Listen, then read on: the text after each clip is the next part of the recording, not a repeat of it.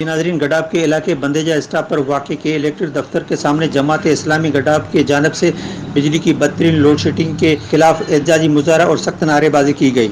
احتجاج میں جماعت اسلامی گڈاب کے کارکنان اور اہل علاقہ نے شرکت کی۔ اس موقع پر مظاہرین سے جماعت اسلامی کے مقامی رہنما اللہ بچاؤ گبول جاوید گبول نے خطاب کرتے ہوئے کہا کہ الیکٹرک نے پورے شہر میں مضافاتی علاقوں کے عوام کی زندگی اجرن کر دی ہے، بجلی کے لیے تلاشی گمشدہ بن چکی ہے۔ گڈاب کے کاشتکار بجلی کے غیر اعلانیہ اور غیر قانونی لوڈ شیڈنگ کی وجہ سے تباہ اور برباد ہو چکے ہیں۔ اگر کہ الیکٹرک نے ہوش کے ناخن نہیں لیے تو دمادم مست قلندر ہوگا۔ جماعت اسلامی یوتھ سندھ کے نائب صدر امتیاز پالاری نے مظاہرین سے خطاب کرتے ہوئے مطالبہ کیا کہ الیکٹرک کا فوراً لائسنس کینسل کیا جائے اور بجلی کے غیر اعلانیہ لوڈ شیڈنگ ختم کی جائے۔ گڈاب کے کاشتکاروں کو بلوچستان کے کاشتکاروں کی طرح سستی بجلی فراہم کی جائے۔ مزید میڈیا سے بات کرتے ہوئے انہوں نے کہا کہ یہ وہ لوگ ہیں جو آپ کا اور ہمارا پیسہ کھاتے ہیں لیکن ہمیں ریلیف نہیں فراہم کرتے۔ بجلی کے نام پر یہ ہمارے ساتھ عظیم الشان دھوکہ دہی کر رہے ہیں، اور اس دھوکہ دہی کی نشاندہی اگر کسی نے کی ہے تو وہ صرف اور صرف جماعت اسلامی ہے۔ جماعت اسلامی کے امیر سراج الحق صاحب سے لے کر جماعت اسلامی کراچی کے امیر اور کراچی کے فرزند بہادر دلیر لیڈر جناب حافظ نعیم الرحمان صاحب کے الیکٹرک کے خلاف مسلسل آواز بلند کر رہے ہیں۔ آج کا یہ احتجاج آج کی اس کراچی سے دور مضافاتی بستی ضلع ملیر کے اس گڈاب کے علاقے کے اندر موجود اس بجلی گھر کے سامنے یا اس ایپی سینٹر کے سامنے یا اس آئی بی کسی کے سامنے، جو بھی اس کو نام دیا جائے، کہ اس دفتر کے سامنے یہ احتجاج اس لیے کیا جا رہا ہے کہ جماعت اسلامی یہ چاہتی ہے کہ یہاں کے مقامی ہاریوں کو ریلیف دیا جائے۔ جماعت اسلامی یہ چاہتی ہے کہ یہاں موجود کاشتکاروں کو ریلیف دیا جائے۔ جماعت اسلامی یہ چاہتی ہے کہ یہاں موجود عام آدمی کو سکون کے چند لمحات میسر جو ہیں وہ اس تپتی گرمی کے اندر وہ اپنے گھر میں سکون سے گزارے۔ لیکن یہ ظالم، یہ طاقتور اور یہ غنڈے اور یہ لوفروں کا ایک مافیا کا ایک گٹھ جوڑ ان لوگوں کو کسی طور بھی ہمارے عوام کو سکون سے رہنے نہیں دیتا۔ یہ چاہتے ہیں کہ ہمارے کھیت جو ہے وہ تباہ ہو جائیں، ہمارے ٹیوب ویلز بند ہو جائیں، ہمارے ایگریکلچر لینڈز جو ہیں وہ سوکھ جائیں، ہماری فصلیں ختم ہو جائیں، لیکن امیروں کے محلات کے اندر جو ہے روشنی جلتی رہے، امیروں کے اے سی چلتے رہیں۔ یہ کسی طور بھی ہمارے ہمدرد نہیں ہیں اور انہوں نے ہمیشہ ہمیں کچلا ہے۔ ان کے اعلی کار جیسا کہ اللہ بچاؤ گبول صاحب نے بتایا کہ سابق گورنر سندھ عمران اسماعیل کے لیے تو ان کے پاس بجلی ہے، بحریہ ٹاؤن کے لیے تو ان کے پاس بجلی ہے، لیکن گبولوں کے گوٹھوں کے لیے، پالاریوں کے گوٹھوں کے لیے، جوکیوں کے گوٹھوں کے لیے، کوہستان کی مختلف برادریوں کے گوٹھوں کے لیے ان کے پاس بجلی نہیں ہے۔ بالکل انہوں نے وہی طریقہ اختیار کیا ہے جو کراچی کے اندر بھی انہوں نے روا رکھا ہوا ہے، اور پورے کراچی شہر کی طرح یہ مضافاتی علاقے بھی بجلی کو ترس گئے ہیں۔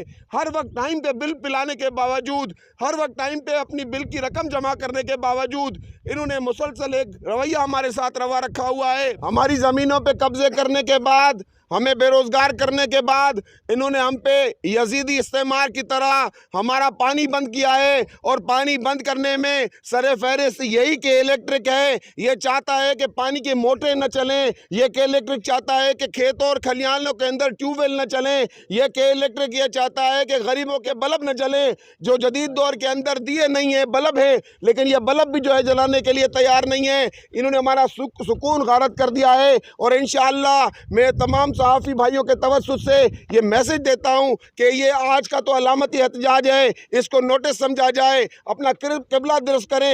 اگر کہ انہوں نے اپنی قبلہ درست نہیں کیا تو حافظ نعیم الرحمان صاحب کی قیادت میں پورے کراچی کی طرح انشاءاللہ یہاں پر بھی بھرپور احتجاج کیا جائے گا، اور یہاں اس روڈ سے ہم نہیں اٹھیں گے، اس گیٹ سے ہم نہیں اٹھیں گے جب تک یہاں پر بجلی کے حوالے سے ہماری شکایتوں کا ازالہ نہ کیا جائے، اور دیگر شکایتیں لوڈ شیڈنگ جو ہے فوری طور پہ ختم کی جائے۔ اور اس کے علاوہ جو ہمارے ساتھ ان کا ایک ناروا سلوک ہے کہ ہماری بجلی بند کر کے یہ دوسرے بحریہ ٹاؤن دوسرے علاقوں کو بجلی دے رہے ہیں، اس کا شدید نوٹس لیا جائے، اور ارباب اختیار سے گزارش ہے کہ اس بات کو فوری طور کے اس کے اوپر عمل کیا جائے، بصورت دیگر دمادم مسکل اندر ہوگا۔ سندھ کے اندر برسر اقتدار پیپلز پارٹی اور حزب اختلاف پی ٹی آئی، یہ دونوں केई के खिलाफ, बिलखुसूस हमारे गड्डाफ ग्रेड स्टेशन के खिलाफ कभी भी आवाज़ नहीं उठाएंगी।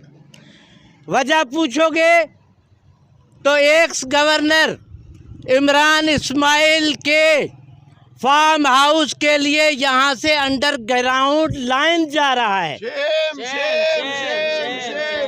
जब उसको बिजली मिल रही है तो पीटीआई वालों का मुंह बंद। नामंजूर, नामंजूर, नामंजूर, नामंजूर। और पीपल्स पार्टी का जियाला मलक रियाज, जो कि जालिमों का जालिम, जिसने बैरिया टाउन बनाया। मैंने पहले अर्ज किया कि 80 की दहाई से जब यहाँ बिजली आई कोई लोड शेडिंग नहीं थी, पूरा आवाम खुशहाल था, हमारी ज़मीनें आबाद थीं, हमारे ट्यूबवेल चल रहे थे, सब कुछ चल रहा था।